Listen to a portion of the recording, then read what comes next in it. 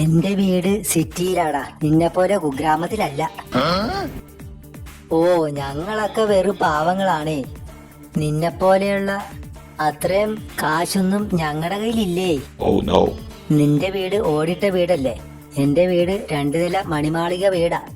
പക്ഷെ ഓടിട്ട വീട് മഴ പെയ്ത ചോരില്ലേടാ. ഓവ് ചോരും, പക്ഷെ എന്ത് ചെയ്യാനാടാ, നിന്റെ അച്ഛനെ പോലെ എന്റെ അച്ഛന് കഴിവില്ലല്ലോ, സാമ്പത്തികമില്ലല്ലോ. എന്റെ വീട്ടിൽ എന്തൊക്കെയുണ്ടെന്ന് നിനക്കറിയാവാ?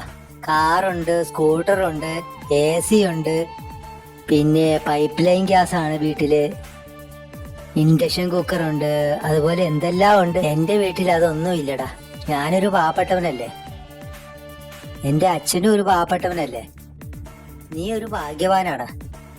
നിന്റെ അച്ഛൻ വലിയ ധനികനല്ലേ, എന്റെ അച്ഛൻ വലിയ ബിസിനസ്സുകാരനാ. അച്ഛന്റെ കയ്യിൽ ഒരുപാട് ഒരുപാട് ഒരുപാട് ഒരുപാട് കാശുണ്ട്. എന്റെ കയ്യിലും അച്ഛൻ കാശ് തരും, എന്നും എപ്പോഴും തരും. എന്റെ കയ്യിൽ ഒത്തിരി കാശുണ്ട്. നിന്റെ കയ്യിൽ നിന്റെ അച്ഛൻ കാശ് തരുവാ? ഇല്ലടാ, എന്റെ അച്ഛന് കാശില്ലാത്തതുകൊണ്ട് എനിക്ക് കാശ് തരില്ല അച്ഛൻ. നിങ്ങളുടെ കുഗ്രാമത്തിൽ നിറയെ കുണ്ടും കുഴിയും കുളവും തോടും കിണറും ഒക്കെ അല്ലേ.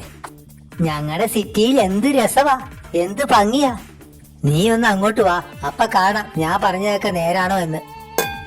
പക്ഷേ ആ കുണ്ടും കുഴിയും കുളവും തോടും ഒക്കെ ഉള്ളത് ഞങ്ങളുടെ ഭാഗ്യവാ. ഭാഗ്യമോ? അതെന്താ മനസ്സിലായില്ല? ഞങ്ങളുടെ കുഗ്രാമത്തിൽ മഴ പെയ്താൽ വെള്ളം നിറയാൻ കുണ്ടും കുഴിയും കുളവും തോടും എല്ലാം ഉണ്ട്.